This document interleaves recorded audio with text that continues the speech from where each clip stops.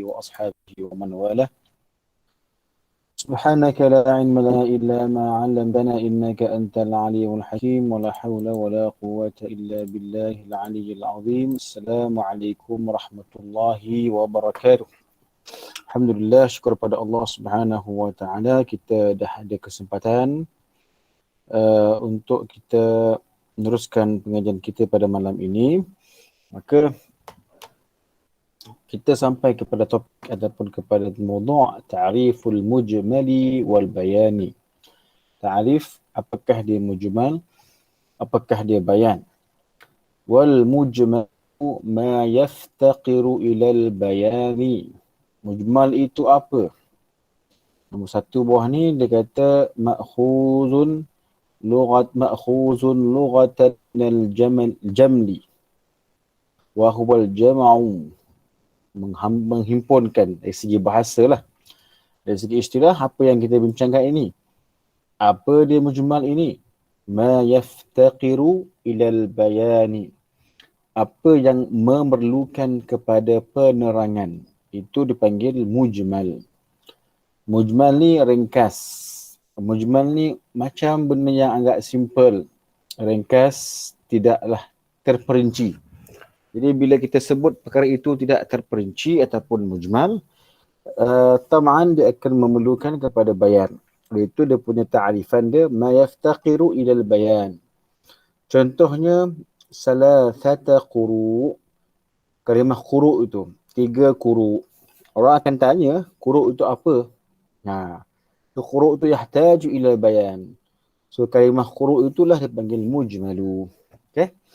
Kita tahu lagi. Kalau ada bawah ni yang kita boleh baca, tak apalah, tak ada benda pun. Cuma nombor 2 tu dia kata bawah hasyiah, ay min qawlin au fi'lin au ghairihi, iaitu perkara yang ianya terdiri daripada perkataan, perbuatan dan selainnya. Maknanya yaftaqir itu bukan sahaja perkara yang perbuatan, bukan sahaja perkataan. Contoh macam quru' itu perkataan, bahkan juga perbuatan, bahkan juga setiap perkara yang tak jelas dan lainnya, ataupun jumlah, ataupun kalimah, ataupun perkataan, ataupun perbuatan. Selagi mana ia tak jelas dan perlukan kepada bayan, itu dipanggil sebagai al-mujmalu. Sambung lagi. Fa'innahu yahtamilul athara wal hayyudha. Ini kita lihat tadi tu, dia ataf kepada quru'. Bila Allah kata apa? Salasata quru', 3 quru'. So quru' tu apa dia? Quru' tu adalah kalimah yang mujmal. Bila dia mujmal, dia memerlukan kepada bayan. Kenapa pula? Jadi bila nak kata, okey, apakah bayan dia? Apakah penerangan dia? Jadi benda itu yahtamilu, berkemungkinan, ada kebarangkalian, athhar, suci, ataupun ada kebarangkalian, ia adalah haid. Okay, dia adalah haid. Jadi kalimah Allahumma Muhammad, kalimah quru' itu adalah mujmal. Apakah bayan dia? Yuhtamal ataupun muhtamal.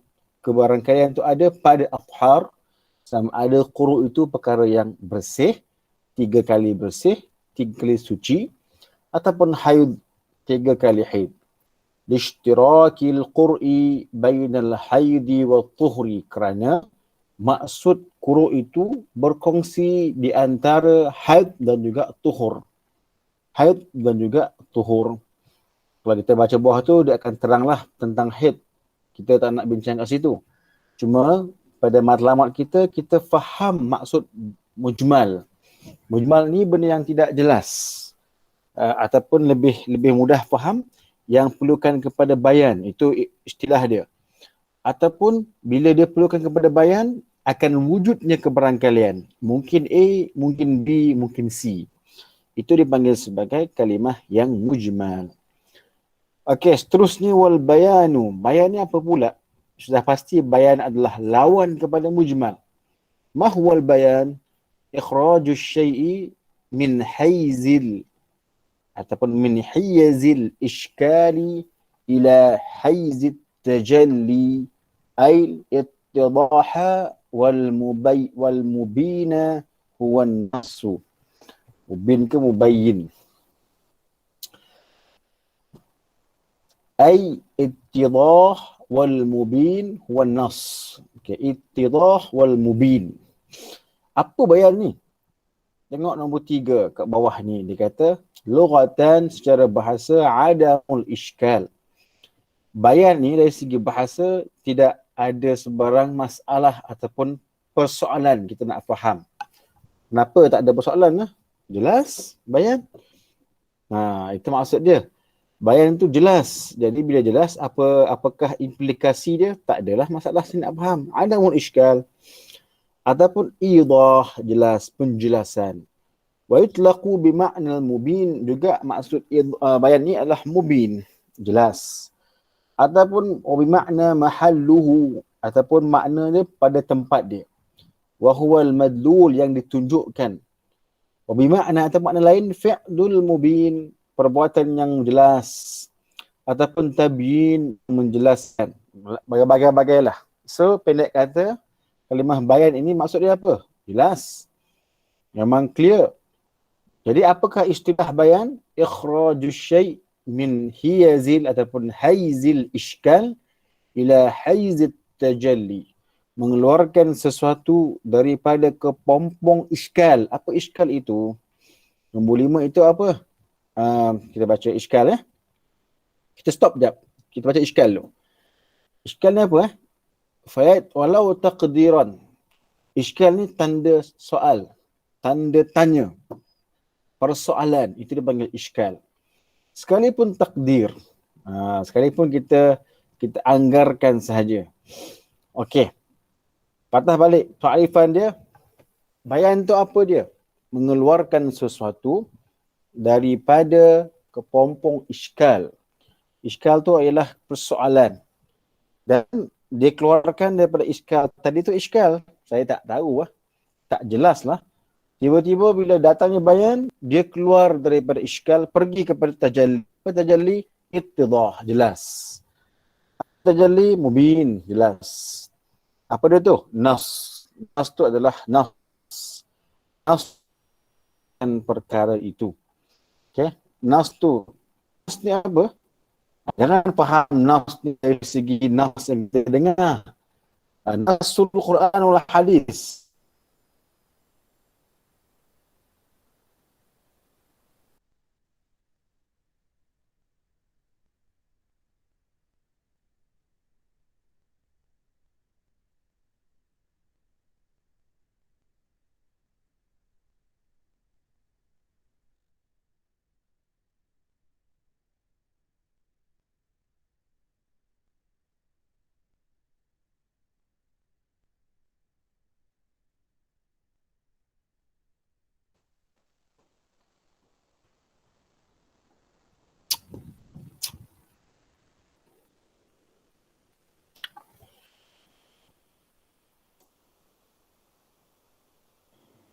Doktor, okey doktor?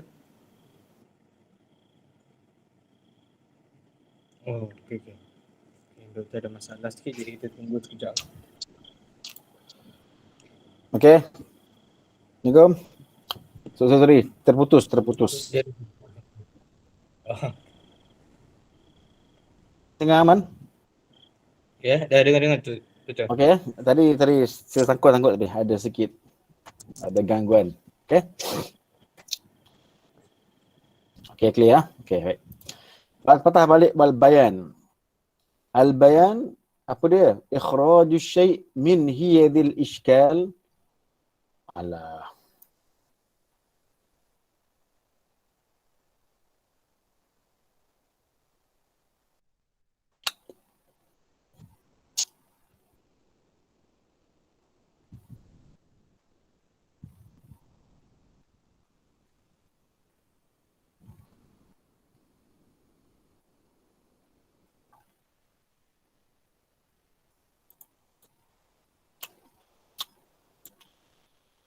Assalamualaikum.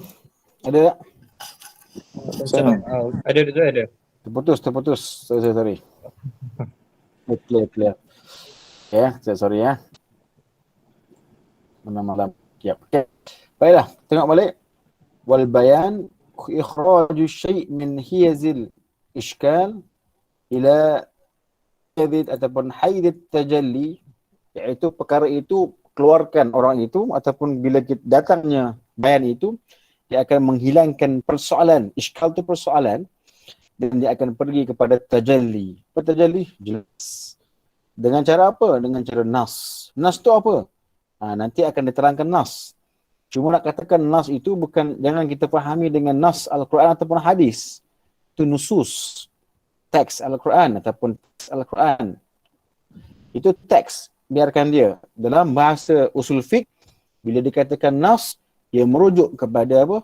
Kepada perkara yang tidak ada ihtimal lain. Tak ada kebarangkalian dah. Satu. Qul huwallahu ahad. Ahad lah. Nas. Ahad tu bukan bayan lagi dah. Itu dah nas. Dia bukan bayan dah. Dia dah nas. Tak boleh lagi nak cara lain dah. Okay, jadi bila mujmal tadi tu, apakah mujmal? Benda yang tak jelas. Yang perlukan kepada bayan. Apakah bayan? Bayan ni benda yang jelas. Mubin, mubayyin dan sebagainya. Okey, juga dinamakan sebagai nas. Okey, habis cerita. Okey, cukup. Kita faham tu dah, kita dah jelas. Itulah perkara yang ada dalam nususul Quran wal nususul hadis. Sama ada ianya adalah ataupun sama ada dia adalah bayan. Bila dia adalah bayan, kita tak boleh lagi nak takwil. Kena ambil lah dia. Bila dia adalah mujmal, benda itu boleh lagi dibayankan ataupun dijelaskan. Khilaf di sini membuatkan adanya khilaf pada hukum. Ada ulama yang mengatakan kalimah itu bayan. Bila bayan, la yahtaj ila bayan. Tapi ada ulama dalam setengah hukum menganggap itu adalah merupakan mujmal. Bila mujmal, dia perlukan kepada bayan. Jadi benda tu belum lagi muktamad. Jadi di situ pun dah boleh wujudnya khilaf apabila memahami sesuatu nas yang ada dalam Quran ataupun hadis Nabi SAW. Ta'rifun nas. Apa nas itu? Wan nasu lughatan. Nas ni secara lughahnya adalah raf'u. Angkat. Atas. Wa yutlaqu ala ma yashmalu zahira. Digunakan kalimah ini yang merangkumi benda yang zahir. Wa ala ma dalla ala makna mutlaqan, yang menunjukkan kepada makna secara mutlak. Mutlak, tenas. Wa dalil min kitabin aw sunnah, yang ianya berdiri di atas dalil Quran dan sunnah sebagaimana yang digunakan oleh para fuqaha. Jadi kalau kita faham betul kalimah nas ini, para ulama kita kan kata ini adalah nasul Quran. Ini adalah nasul hadis. Apa maksud nas pada fahaman fuqaha? Ini adalah perkara yang jelas disebut daripada Quran yang perlu kita terima. Itu maksud dia. Tetapi nak memahaminya itu berbeza. Antum clear betul-betul lah. Kita orang fiqh, orang syariat macam tu kita kata. Hadha huwa nasul Quran wal hadis. Ini dia nas Al-Quran dan hadis. Setuju? Setuju. Tapi adakah bila maksud itu nasul Quran wal hadis kita kena pakai sebulat-bulatnya? La. Yang dimaksudkan dengan nasul Quran dan hadis kita kena terima dengan mutlak. Arti kata kena terima, jangan tolak. Tetapi fi fahmihim, pada nak memahami nasul Quran, hunaka ara, di sana ada pendapat. Bila para fuqaha mengatakan hadza huwa nasul Quran wa hadza huwa nasul hadis, itu maksud dia apa? Ini benda yang kita kena terima, kena ambil. Jangan tolak, bahawa ini Al-Quran dan hadis. Tetapi bila sampai kepada bab nak memahami, di situ ada perbezaan. Nas ni jumal ke bayan?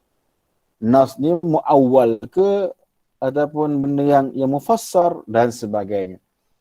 Oleh itu para ulama fuqaha menerima nasul Quran secara ittifaq. Semua ulama terima nasul Quran dan hadis. Tak ada siapa pun tolak. Cuma beza mereka dalam memahaminya.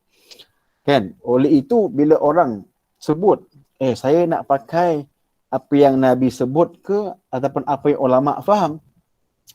Kita kata tak ada perbezaan. Yang Nabi sebut kita kena ambil.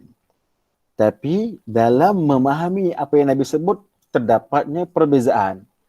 Dia tak akan bertentangan antara fahaman fuqaha dan perkataan Nabi, tidak. Jadi bila fuqaha kata hadza huwa nas, maksudnya itu kena ambil. Kenapa kamu kena ambil? Sebab dia ar-raf'u, maksudnya rafa', tinggi. Kena ambil. Cuma yang membezakan dia adalah bagaimana kita nak memahami perkara itu. Okey?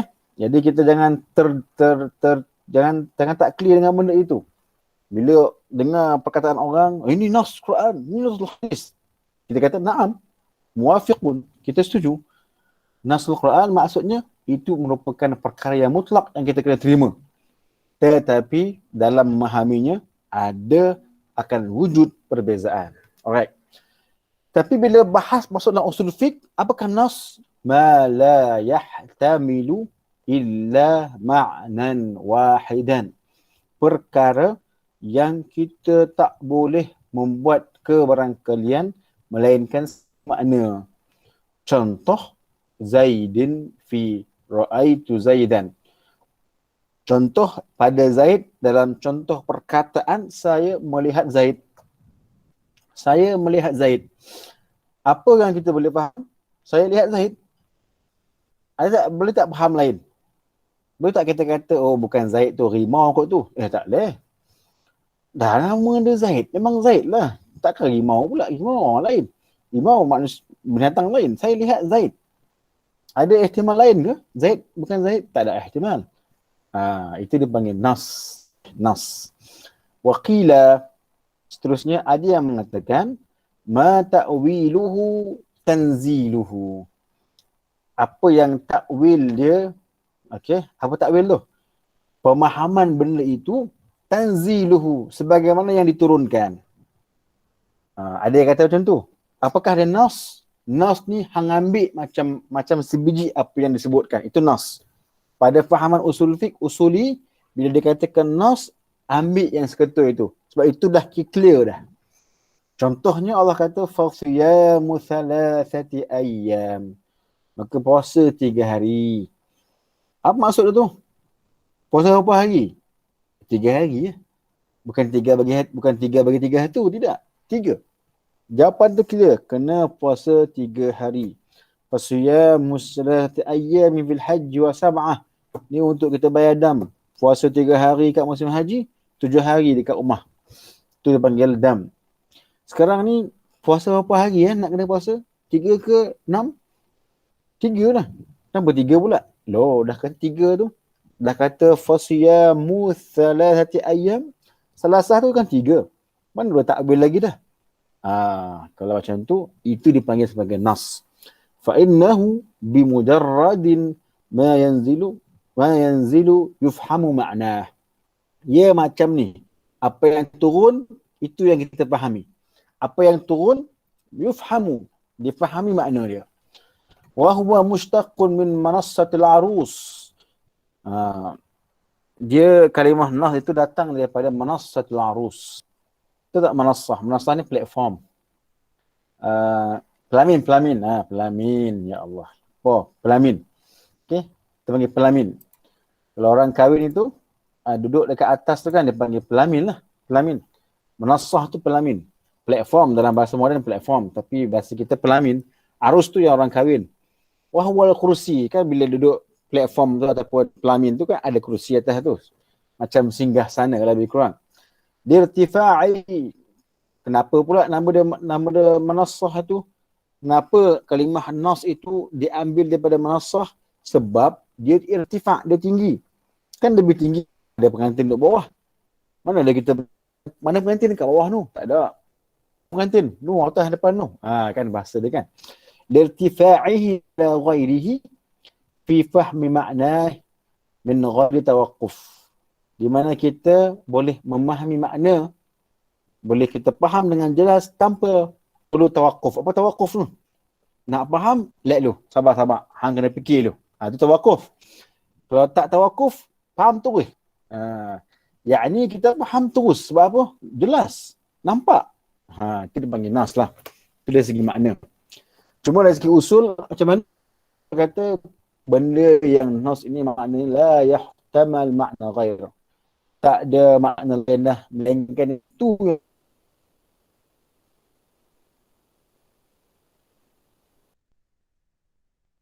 nas. Itulah yang kata kul wallahu ahad. Fasiyamu thalathati ayyam. Kan pukul 7:3. Okey. Nah, jadi itu merupakan nas. Jadi kita dah boleh beza lah di antara nas, di antara mujmal, di antara bayan. Okey. Mujmal lawan dia bayan. Mujmal ni apa? Yang tak clear, perlukan kepada penjelasan. Bayan ni apa? Yang mengeluarkan benda daripada tak jelas kepada jelas. Apakah nas? Nas ni yang tak ada ihtimal lain, melainkan makna yang satu, sebab dia memang clear. Lawan kepada nas ialah az-zahir. Okay, nanti kita bincang ta'rifuz zahir. Apa dia zahir itu? Mahtamala amrayni ahadihima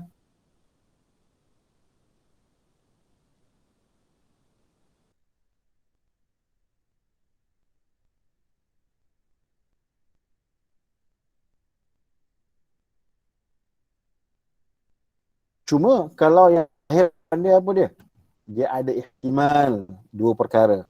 Tapi salah satu yang dilihat lebih kuat berbanding yang lain. Nanti kita akan bincangkan kemudian. InsyaAllah nanti kita akan sambung, akan datang pada ta'rifuz zahir insyaAllah. Okey. Allahu subhanahu wa ta'ala. Okey. Satu kita share tapi kita stop dulu. Kita punya recording. Okey, soalan dia apa? Bismillahirrahmanirrahim. Luqman